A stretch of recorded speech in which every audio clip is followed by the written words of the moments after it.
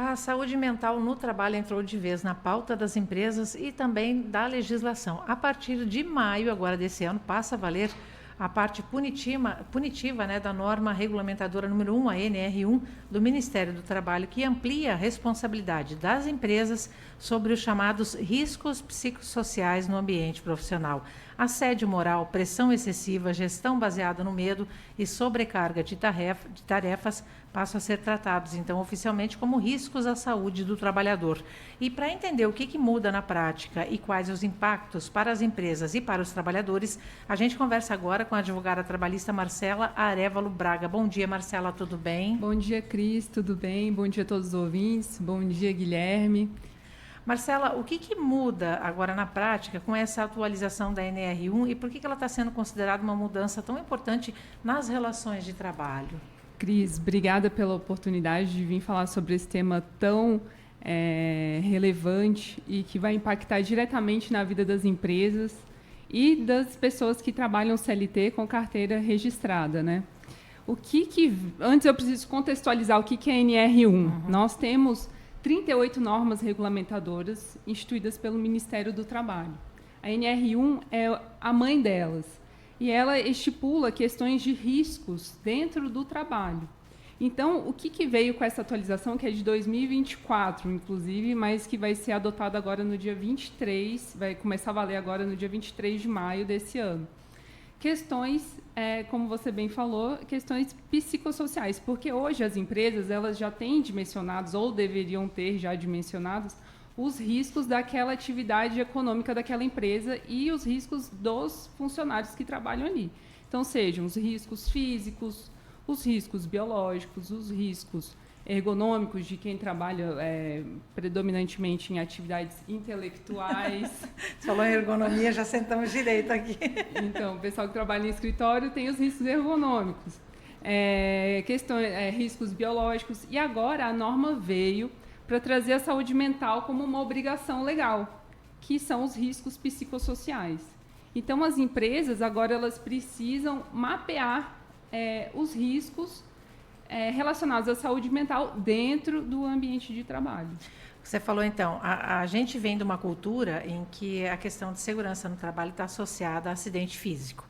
Como é que você acha que esses riscos psicossociais vão ser trabalhados aí agora nesse meio?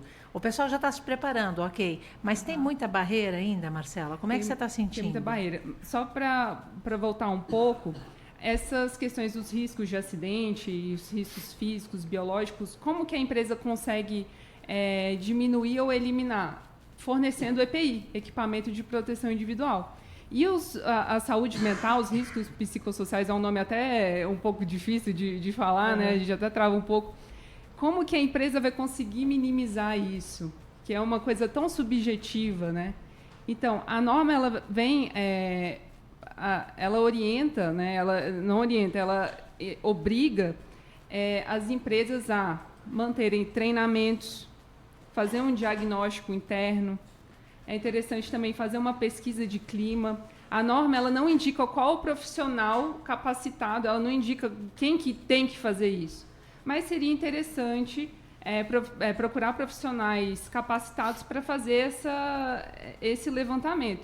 Porque eu como empresa, por exemplo, eu não consigo identificar o problema que eu tenho dentro da minha casa, é muito difícil. Sim. Ou eu não aceito o problema dentro da minha casa. Então, eu preciso de alguém de fora para conseguir identificar esses riscos, essa questão de assédio. Será que está tendo um assédio moral dentro da empresa? Será que o chefe ele demanda mais do que é necessário? Será que está tendo um clima organizacional cheio de conflitos? Então, é interessante procurar esse acompanhamento. Vou te fazer uma pergunta que é uma impressão minha, tá? Eu vejo muitas empresas vendendo uma ideia de que culturalmente elas são corretas, são todas alinhadas e tal, mas na verdade não são.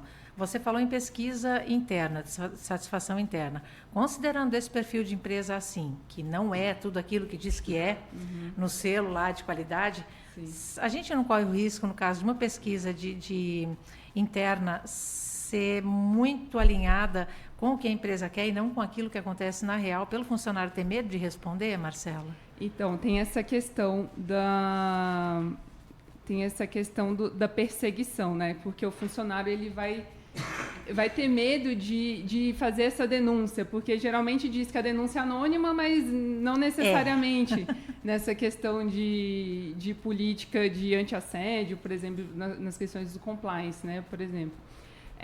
O que pode acontecer? Os riscos da empresa não se adequar ou fingir que está se adequando, porque a norma ela diz que a empresa ela precisa trazer isso para o PGR, que é um documento que toda empresa tem que ter, que faz esse levantamento de todos os riscos, aqueles riscos que eu falei, os físicos, os biológicos. Esse documento tem a ver com aquele mapinha que a gente vê nas empresas, que volta e meia indica se uma sala é perigosa para isso? É o mapa de risco. Mapa de risco. Ele faz parte do PGR.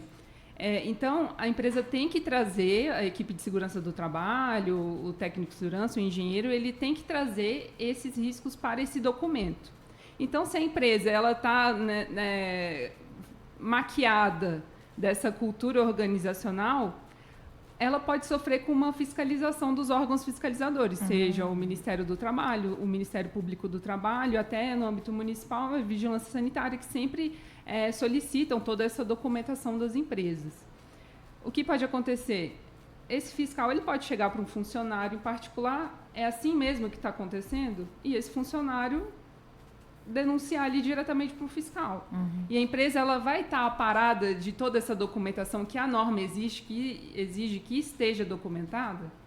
A empresa está fornecendo, de fato, esses treinamentos que ela diz que fornece. As metas, elas estão de acordo com a capacidade ali da função do funcionário. São essas questões que a norma traz para criar-se uma cultura prevencionista dentro das empresas. Marcela, e essa a NR1 ela é válida para todo tamanho, todo de empresa, vale para todo mundo? Todas as empresas, até MEI. Até MEI? Até MEI, que o MEI ele pode contratar um funcionário. Então, quem tem funcionário contratado, via de regra, tem que se adequar. E a norma ela aborda questões da responsabilidade do empregador, né? O que a empresa passa a ser obrigada a fazer para prevenir problemas como esses de risco psicossocial no ambiente de trabalho? Então, Guilherme, a empresa ela vai ter que identificar esses riscos, ela vai ter que avaliar e ela vai ter que adotar medidas preventivas.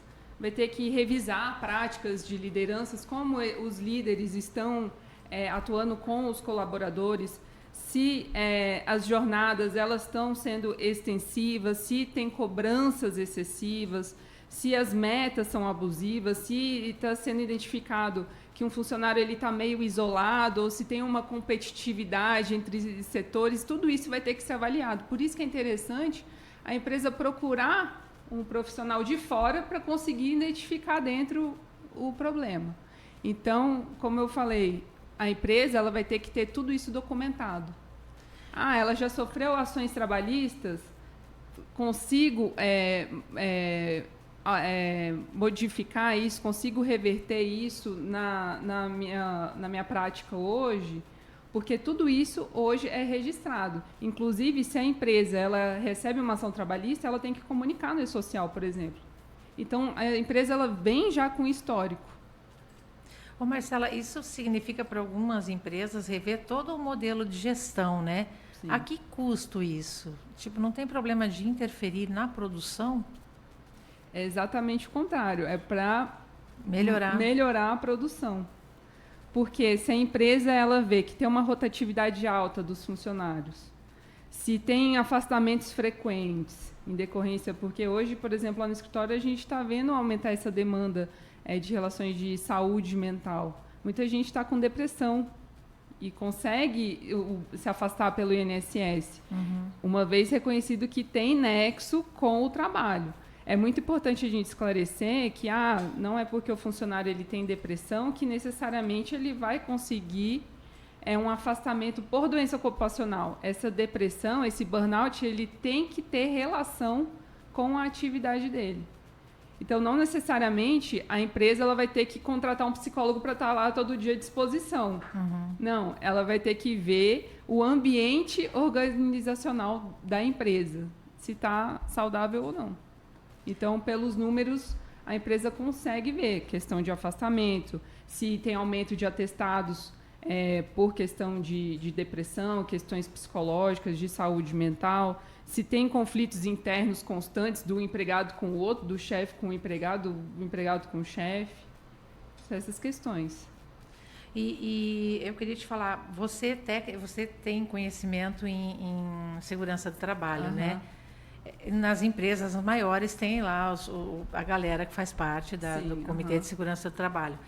O pessoal da segurança do trabalho vai estar recebendo já o treinamento para atuar também com relação à NR1, para cuidar dessa área também? Sim, com a ajuda, a gente acompanha algumas empresas que as empresas terceirizam para empresas de segurança do trabalho, que já tem engenheiro, técnico, mas tem normas que exigem a permanência de relação à atividade econômica, a permanência de um técnico lá todo dia, por exemplo, empresas de construção, pedreiras, enfim. Já é um tema a ser implementado dentro das empresas, até porque o funcionário ele tem que saber identificar um assédio moral, ele tem que saber identificar um assédio sexual. Ele tem que entender, porque às vezes a pessoa não sabe o que ela está sofrendo, mas ela sabe que ela está tendo aquela pressão, que ela está tendo aquele sentimento em decorrência do trabalho, ela está adoecendo em relação. Então, a empresa precisa fornecer esse amparo no sentido de trazer conhecimento para conseguir identificar. E a empresa também tem que ter processos internos para conseguir remanejar isso tudo. Marcela, a gente não corre o risco, por exemplo, de uma pessoa ter lá uma meta para cumprir e ela alegar que ela está sendo sobrecarregada com tarefa? Por isso que a empresa precisa sempre estar com a documentação em dia, tudo certinho. Porque também as pessoas trazem problema de casa, né? Então, assim, necessariamente essa meta que o funcionário considera abusiva, será que realmente tem relação com o trabalho? Como eu te disse, é tudo muito subjetivo. Tanto Cris, que essa norma é de 2024. Ela ia passar a valer em maio do ano passado, de 2025. Só que as pessoas, ninguém estava entendendo nada, sabe? Então, conseguiram, com muita pressão do sindicato patronal, especialmente, conseguir estender o início dessa vigência agora para maio de 2026. Eu te pergunto assim porque, claro, tem muita gente de boa fé, mas tem muita gente de má fé também que vai acabar usando isso para produzir menos, para ficar enrolando. Como é que fica, no caso, o contratante, a empresa nesse caso? Então, a empresa, como eu te disse, ela tem que ter tudo isso estruturado, com o auxílio de um psicólogo, de um médico do trabalho, avaliar, olha, aquele setor ele consegue cumprir com essa demanda, aquela atividade que ele é contratado, ele está fazendo só as atividades que ele está sendo contratado ou ele está acumulando atividades de outras funções? Então, tudo isso tem que ver caso a caso. E essa questão de assédio também não é só de cima para baixo, né? Ela acontece no mesmo nível ali, de colega de trabalho também, né? E como é que faz daí nessa hora? Aí o empregado ele tem que buscar primeiramente a empresa, informar que, igual aqui, pelos canais de denúncia, e a empresa também tem que ter essa cultura de ter uma escuta ativa do que está acontecendo dentro da empresa. O funcionário ele procura ajuda, a empresa não tomou nenhuma atitude. Ele mesmo ele pode fazer esses registros, ele pode até procurar um auxílio médico, um auxílio de psicólogo, ter isso registrado, porque vai que futuramente ele pode ingressar com uma ação trabalhista, pedindo o reconhecimento de uma doença ocupacional em decorrência desses episódios que a empresa foi negligente, não tomou atitude em relação a isso. Então, por isso que para as empresas é muito importante ter tudo isso documentado. O que a empresa está fazendo para suprir, para cumprir com a NR1? Está fazendo treinamento, ela está fazendo pesquisa de clima, ela está escutando os colaboradores, ela está fazendo um diagnóstico interno. Ok, registrar tudo isso no PGR, deixar tudo isso documentado e o funcionário saber que tem tudo isso. E a empresa também saber que nem sempre é frescura, digamos assim, do funcionário, aquela situação que está acontecendo, né? Que é uma coisa séria também. Convenhamos que a saúde mental sempre esteve aí, né? E agora o direito do trabalho ele está colocando em pauta essa gestão de risco. Agora, saúde mental ela é lei, porque as normas regulamentadoras elas têm força de lei, muito embora sejam normas, elas têm força de lei. Então, quem não cumprir com a lei... Isso que eu ia te perguntar, qual que é a punição para uma empresa, por exemplo? Que penalidade que ela pode sofrer se ela for considerada negligente com relação à saúde mental da equipe dela? De acordo com, a depender dos órgãos fiscalizadores, geralmente essas multas são por funcionário, de um salário mínimo a 2. Então, é uma multa alta. E também considerar a reputação da empresa, porque hoje... as empresas, elas contribuem, os empresários vão saber esse termo, é o RAT, é o risco ambiental do trabalho. Eles contribuem com uma alíquota previdenciária de acordo com o risco da atividade daquela empresa. Então, se tem recorrências de afastamentos, sem recorrências dessas fiscalizações, autuações, vai aumentar o fator acidentário que vai alterar essa alíquota. Então, ele vai começar a pagar mais. Então, tem que ficar de olho, né? Tem que ficar de olho. Então, não é besteira, não é frescura, não é deixar para ver o que vai acontecer, sabe? Tem que se adequar e o prazo está chegando, 23 de maio de 2026. Marcelo, o prazo nosso está chegando, eu me empolguei aqui, não vi a hora passar. Eu vou até perguntar aqui, né, antes de irmos ao Repórter CBN, estamos conversando com a doutora Marcela Arévalo Braga, ela que é advogada trabalhista. Quem quer saber mais sobre essa atualização aí da NR1, tem alguma fonte segura que ela pode consultar na internet?